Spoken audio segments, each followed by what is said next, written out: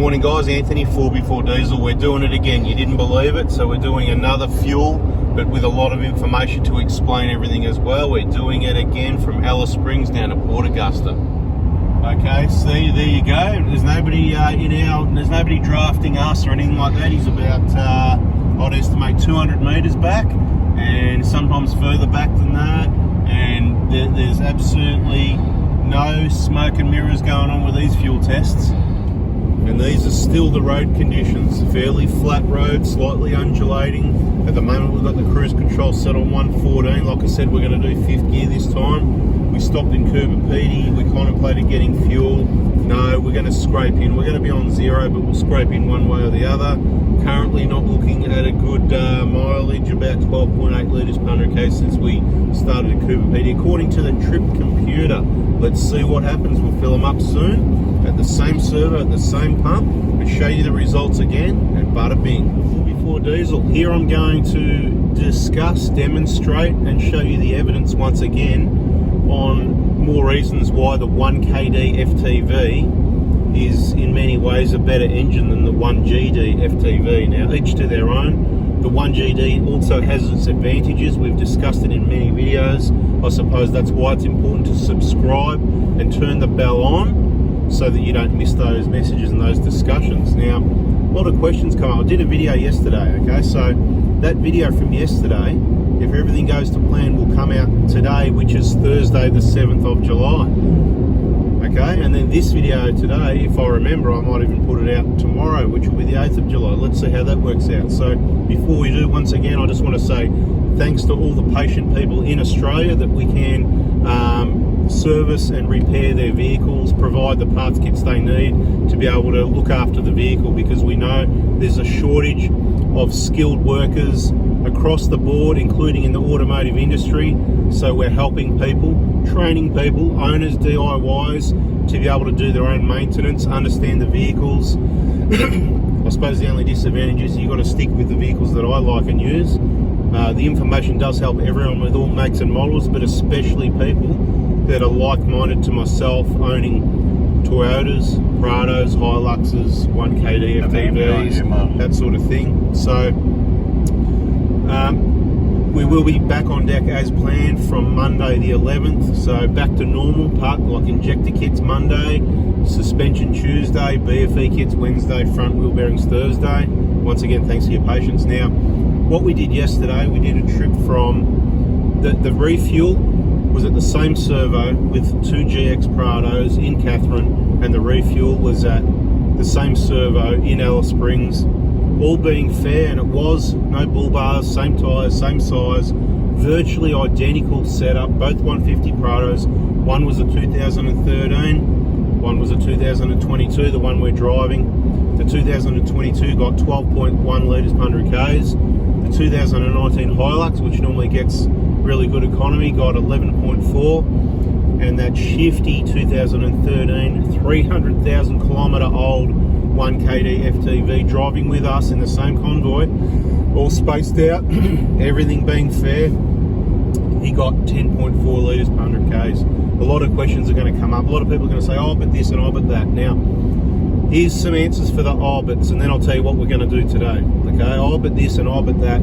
There's no oh, buts, okay? So people can say, I get this and I get that. Now, I can drive this vehicle and get 7 litres per 100 Ks, right? Absolutely. I can get 8, I can get 9, I can get 10, I can get 15. We're not going by what someone said on their trip on that day when they were going downhill with a tailwind or whatever. We're going by two almost identical vehicles with different engines on the same trip with the same fuel, refueling at the same pump, on the same ground level, so that everything's the same and fair.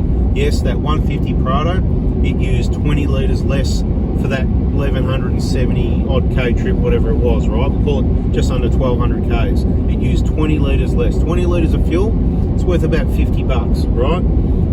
So that means for every, I've worked that out already, for every 1,000 Ks, that's 50 bucks, right? So every 10,000 Ks, it's 500. So for every 100,000 Ks, it's going to cost you $5,000 more in fuel to own a 1GD over a 1KD.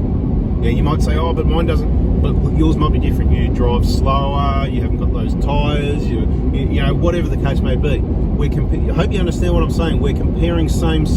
Switch on the common sense. Get with me with this, okay? So this is what we're going to do today, because maybe once isn't enough. So what we did, as I said, we both refueled at Alice Springs. We're driving in a convoy, right? Cruising along the highway down towards, we're going to end up at Port Augusta. Now, depending how we go for fuel economy, because it's not looking the best, I've got to tell you, in this car anyway, it's using at least 12, closer to 13 litres per 100 k's, right? There's no headwind today. I don't feel or see any headwind. I look at the trees, I'm not seeing much, but it seems to be, still using the same amount of fuel. We had a bit of, it wasn't a bad headwind, but it was a little bit of a headwind. So don't look at the amount of fuel the vehicle's used. Look at the comparison, okay? So we might have used 10, but then he'll use 8 or 8.5. Do you get what I mean? So I'm trying to explain it as clear as I can. It's the comparison that matters, not what you got one time or what I got one time. Don't worry about trips that I got 9.3 as well, but not this one. And on this trip, that's where he got 20 litres less, over 1,175 k's or whatever it was. 20 litres less, that's a big number. So what we're going to do, we're going to do the same comparison between Alice Springs and Port Augusta. Have a look on your map in Australia, that's in South Australia, Port Augusta. Now, looking at the fuel use here, this 2022 might not make it, or it might be on too much fumes of an oily rag by the time we get there. So I'll do a calculation when we get to Cooper Pedy, and what I'll do to keep it simple, if I think it's not going to make it, just to keep things simple, I'll put in something like exactly 20 litres. So then we just know we've got to add another 20 litres, right? Because 20 litres is what the other vehicle, I'll tell you already, I don't even need to check in with him. The other vehicle is going to make it to Port Augusta, because I know this is not the first time. We regularly do trips with these vehicles, and that vehicle usually gets the same or better. Look, when we're driving slower, the economy might come closer together. But this is your typical Prado use for people that use it travelling the outback, okay? Now, if you're towing, it could be even a bigger difference. I don't know, we haven't done that, okay? Neither of the vehicles have got tow bars, okay? Remember what I said, they're both GXs, no bull bar, same tyres, it's a fair comparison. It's not one car's got all this gear on, the other one hasn't. The only thing different is there's 9 years between them, one's got a different engine and transmission. Now, I've got to tell you what I'm doing different today, just to see, because it's a 5-speed auto, therefore it'll be holding a little bit more revs, therefore more airflow through the engine. Perhaps we've got a difference there. So what I've done today, I'm using all day today and tomorrow to Port Augusta in the 6-speed auto. I'm using 5th gear, and guess what? It's still either side of the 2,000 revs, depending on speed. We're varying the speed similarly to we did on the drive, right? We're doing the same things, the main thing, but we're varying the speed. It's about the 110 mark.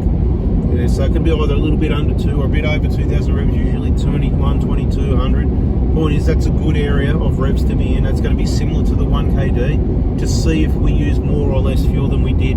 So it's a comparison to itself, the 1GD on that run for about 1,200 Ks, and this run for about 1,200 Ks. This run's going to be, it's about 1,220, 1,230 Ks by the time we take a detour into Cooper Pedy and a bit of running around 5 or 10 Ks, depends what we do, not much.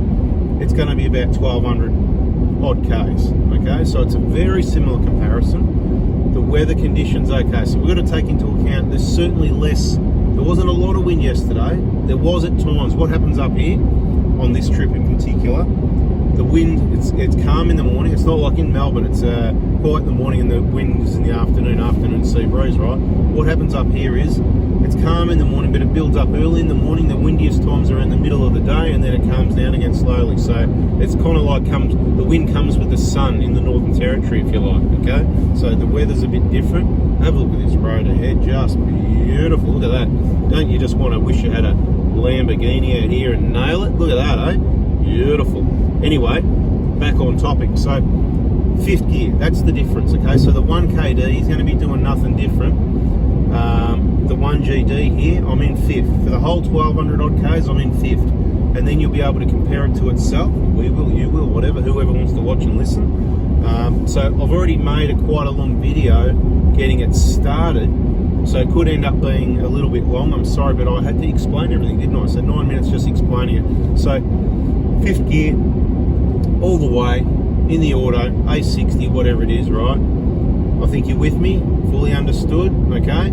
If we put fuel in at Coober I'll let you know how much we put in. The next part of this video will be at Port Augusta. No, it won't. We might be somewhere else. We're going to fill up at Port Augusta, and hopefully I'll get it up the next day. If not, there'll be a couple of days delay, but whatever, right? You'll figure it out when it happens. All right, bada bing. So reality channel here, you can see that's the average speed since the day so far, and 13.2 since the engine restarted 49 minutes ago.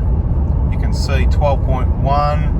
And the important one we need to look at the moment, 107 to empty, and the fuel light will probably come on soon. We'll show you that when it happens. Now you can make of it what you will, but we've got 167 Ks to go and 68. So we're doing around about 100 Ks past the zero is what will be happening for those that are interested in knowing. See the trip A down there, 1,055 Ks. Last time we did this, the fuel light came on at 1,050, so it appears we're going a little bit better than last run, but let's see what happens. Fuel light should come on soon, I'd imagine, but I'll show you as soon as it does. There it is, fuel light's on. You can see it up there on the right hand side, 1,059 Ks. So, you know, when you're driving the same vehicle at about the same speed on about the same roads, not much is going to change. And if my money's right, you'll find the same with the 1KD, and it's going to beat us by about 20 litres again. And if doing it twice isn't enough, we can keep doing it. It happens all the time. This is not the only 1KD that beats our 1GDs that we've had, and a lot of similar comparisons. It's not a one-off. So once again, stay tuned. Let's see what happens.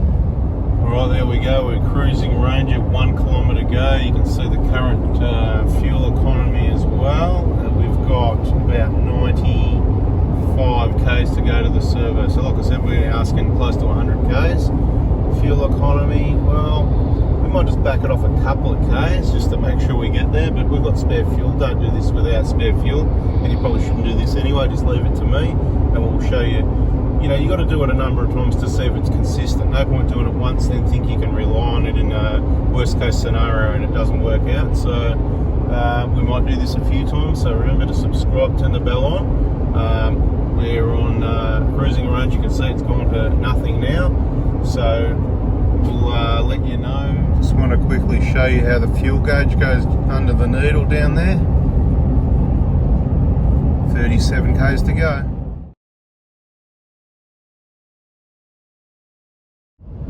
10 Ks to go. All we need is about a litre still in the tank to make it. Are we going to make it?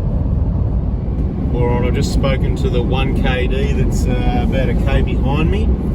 He's still showing 116 kilometres till empty on the trip computer, which means he's got that plus, well, from the fuel light I think it's 20 litres, so he's got 116 plus whatever reserve you want to call it. So it looks like it's going to be very similar to next time, last time, next time, this time. We've got about 5 or 6 Ks to go. We should be right. Cross your fingers, say your prayers, thank you very much, and we'll see you at the servo. Coming into the 80 zone at Port Augusta, that's always good news. Alright, sitting here, following it around to the left at the intersection at Port Augusta. And do you reckon we're nervous and we're going to go into the first servo we see? No, we're not. We're going to keep going. We've got our Woolworths dockets. We're going to go get our free chocolate bars across the other side of the river.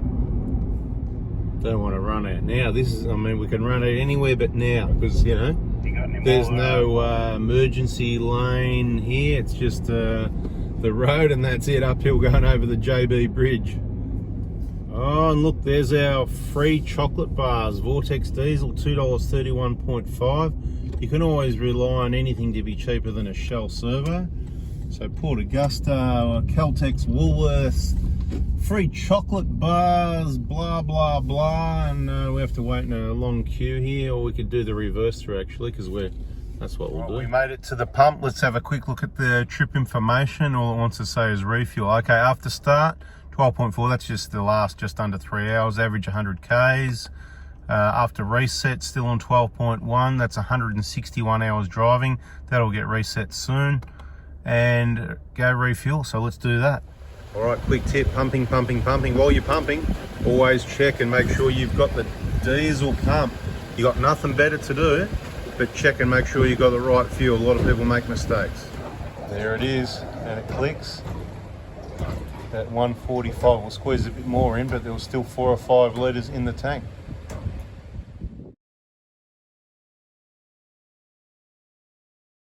Oh, here we go, the 1KD, mate. The 1KD filling up.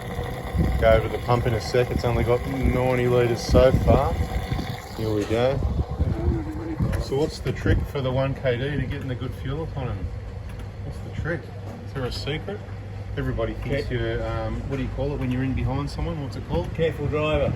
Careful driver, yeah, but we're in the same convoy at the same speed, more or less. I mean, you know, I don't know how you do that. Must be just the engine, the mighty 1KD. You know, some people love them, some people think newer things are better, but not always. I think, you know, and this comparison, it's happened twice now. This is going to end the video. If you want to see other real information videos, remember to subscribe, turn the bell on. And if you like this one, like the last one, remember to smash that like button. But the video's over as soon as... Can you just tell everyone where did you drop in? Just drop last. Drop already. Alice Springs. Alice Springs at the same pump behind me. Yep. Yeah, and we've just driven the same, all pretty much the same, yeah? And we're going Look to at this. go to that. 127, 128. So you squeeze 130, we squeeze 147. So just under 20 litres difference this time. So 127, it's about 18 litres. Anyway, that's it guys, that's what it is. Catch up. 129.